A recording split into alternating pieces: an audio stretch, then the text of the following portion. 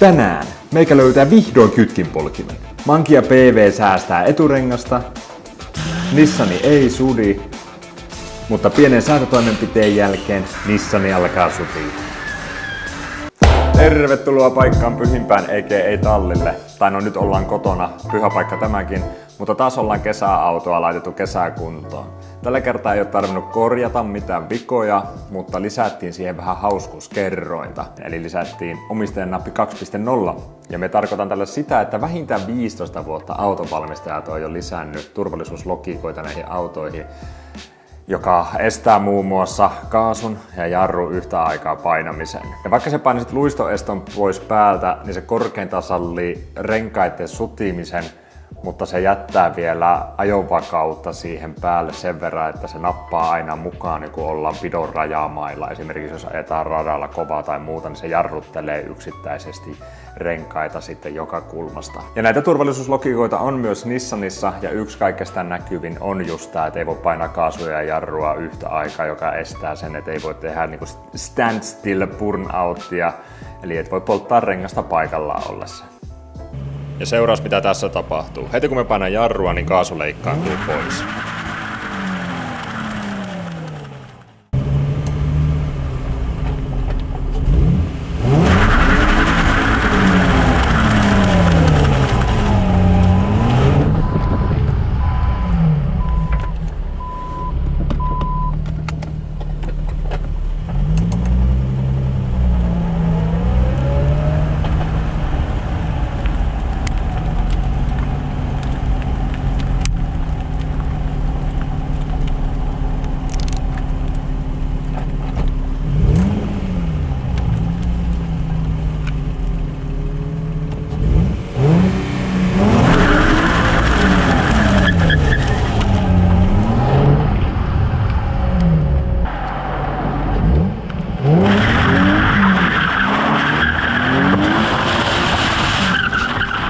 Tolla se käytännössä näyttäytyy kautta oireilee toi turvallisuuslogiikka. Mutta lähdetään nyt asentamaan tää lisäkapula tonne autoon ja kokeillaan sitten uudelleen, että rupeisiko se rengas sulaamaan. Tältä näyttää moduuli, joka antaa meille täyden kontrolli auton radalla, poistamatta kuitenkaan ABS-jarruja. Vilkaistaan nopeasti kytkentäkaaviota. Eli ensin täällä on tää ikävi osuus, eli ekusta joutuu yhden johdon nappasemaan poikki ja jakamaan sen tänne moduulille. Sitten tässä on kiihtyvyysanturille menevät piuhat. Tää ei ole niin ikävä, mutta ikävä tämäkin, sillä joutuu alkuperäistä johtosarjaa kuitenkin modaamaan. Ja se on mulle aina red flag. Mutta kiihtyvyysanturi löytyy keskikonsolista, se on ihan hyvällä paikkaa. Sitten tässä on tämän moduulin aktivointinappi, ja tämä moduuli käyttää 5 voltin lediä, ja me aion laittaa tähän nyt Nissanin alkuperäisen ESP off-napin, joka taas tarvitsee 12 voltin jännitteen, joten ei voi asentaa tuota ledivaloa nyt tässä muodossa ainakaan. Sitten se ei auta kun alkaa purkamaan sisusta.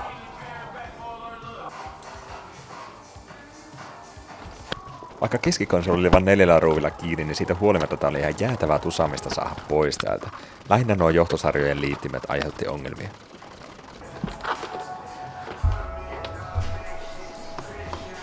Täältä me löydettiin se, mitä me haluttiinkin löytää, eli kiihtyvyysanturi.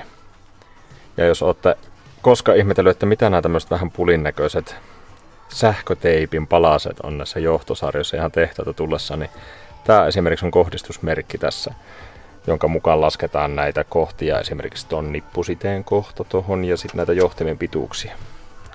Eli ihan käytännön juttu. Mutta nyt seuraavaksi pitäisi ruveta sitten silpomaan tätä johtosarjaa täältä. Hui! Mutta ennen kuin aletaan mitään silpomaan, niin etsitään vielä se EKU-johtosarja. Oho, pieni ajatusvirhe, ei se EKU ollut täällä kuskin puolella, vaan se olikin apparin puolella täällä. Mutta ei tämänkään puolen purkaminen hukkaan mennyt, että tossa toi, mikä tuohon tulee se jalan leputussysteemi, niin se oli vähän irtonainen ja romuun tuntunen, niin sai sen nyt fiksattua. Ja sitten täältä alkuperäisestä ESP Off Ja lasinpesu nappiin vierestä puuttu sitten toi blankkonappi, se oli tippunut tuonne sisälle, niin sain sen laitettua sinne paikalle. Mutta joo, Eku on tosiaan täällä.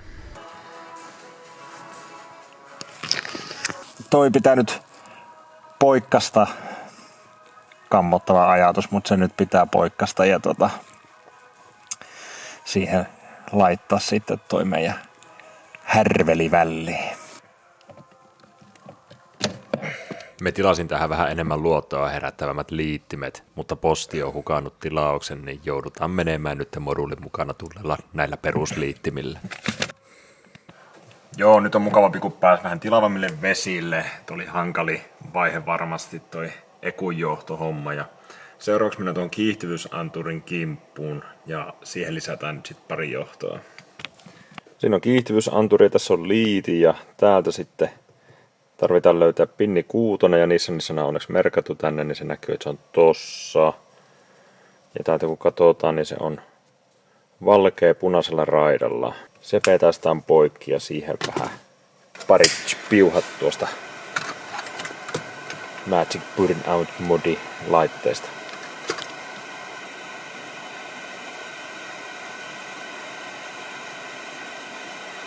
Tässä tuli mukana tämmönen näin pulinappi. Ja kun tarkoitus on aina yrittää tehdä suurin piirtein semmoista OE+, niin tää ei sovi meidän suunnitelmiin. Mutta mulla on tässä alkuperäinen omistajan nappi, niin kuin Meihemi sanoo. Niin laitetaan se tonne.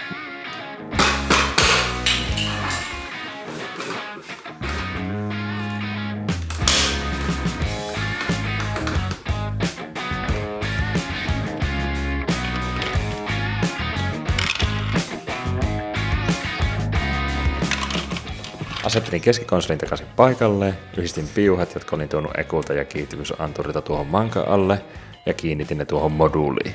Ja moduulin taas kiinnitin kaksipuolisella teipillä tukevasti tuonne. Sitten kasasin vielä sisusta loppuun.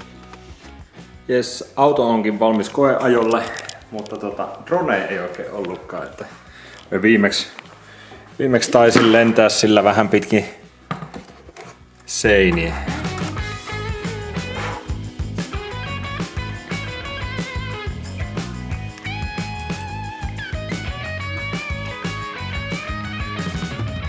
No niin, nyt on taas dronekin toivottavasti lentokunnossa, niin lähdetään testaamaan autoa. Tähän tuli nyt huono kelitesti ajoille, mutta se on mitä se on.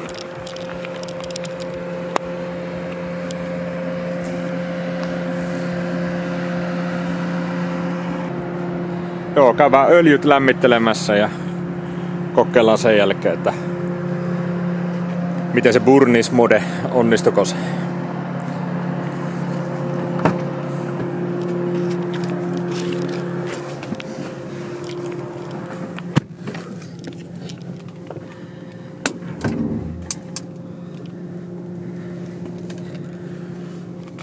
Jees, tuosta vaan.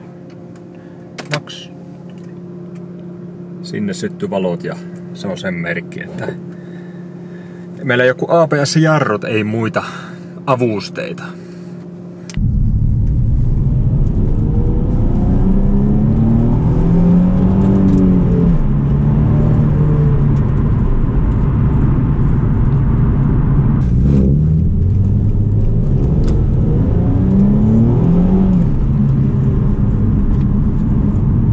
Eikä hetken ajamassa isolla tiellä, niin saadaan öljyt varmasti lämpimäksi ja sitten mennään viivalle.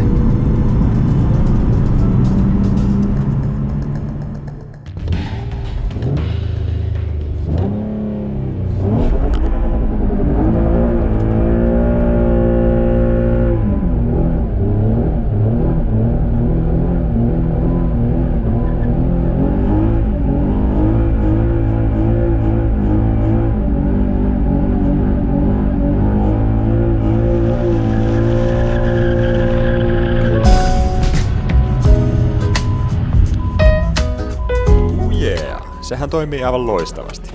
Sitten voidaan kokeilla vielä uudelleen.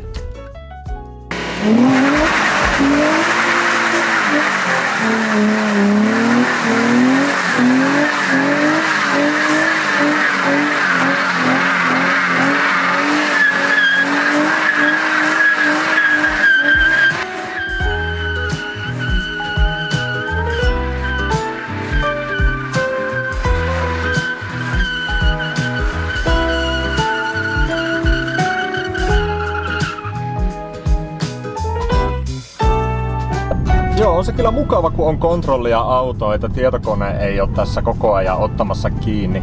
Huomasin tuossa suljetulla alueella, kun oli semmosia risteysharjoituksia, että veti siellä pikku sladia, niin kyllä tää toi eroa siihenkin. Eli aikaisemmin se on ilmeisesti vähän napannut kiinni aina, jos on lähtenyt pikkusen sladiin, mutta nyt se ei tietenkään, tässä on pelkästään ABS-jarrut on nyt enää käytössä, että kaikki muut estot on poissa. Tosi hyvä upgrade kyllä, pakko myöntää, että autosta tuli enemmän semmonen niinku raaka. Burnout Mode juttu oli onnistunut ja toi nappi on kyllä hieno, pakko myöntää, vaikka itse sanoinkin. Aika sleek asennus. Ja nyt päästään ruksimman täältä taas yksi kohta pois. No, vittu. Mut vähin käy. Seuraavaksi tehdään kyllä varmaan tää. Nythän meillä olisi enää jäljellä auton myllytys ja tuo putkistohomma. Se putkistohomma onkin mielenkiintoinen, mutta tuo auton myllytys, mulla ei ole oikein mitään annettavaa siihen, enkä me tiedä saako sitä mitään videojuurta. Plus, että netti on ihan täynnä niitä videoita aiheeseen liittyen, niin laita kommenttia, että kannattaisiko siitä nyt tehdä edes videoa vai skippaako sen kautta, yrittäisinkö me ulkoistaa sen jollekin muulle. Mutta joka tapauksessa kiitos kun katsoit tämän videon, laitahan tilannappia jos et ole jo tilannut ja nähdään seuraavassa. Moro! Suljetulle alueelle sattui samaan aikaan reippaita nuoria sällejä ja näillä oli legendaarinen kattaus, eli toisella oli manki ja toisella pevetti. Tuntui noilla nuorilla olevan taidot kohilla, niin kuvasin muutaman klipin. Kiitti sällit. Ja muistakaa, mikään ei ole niin siistiä kuin kesä, kaverit ja mopo.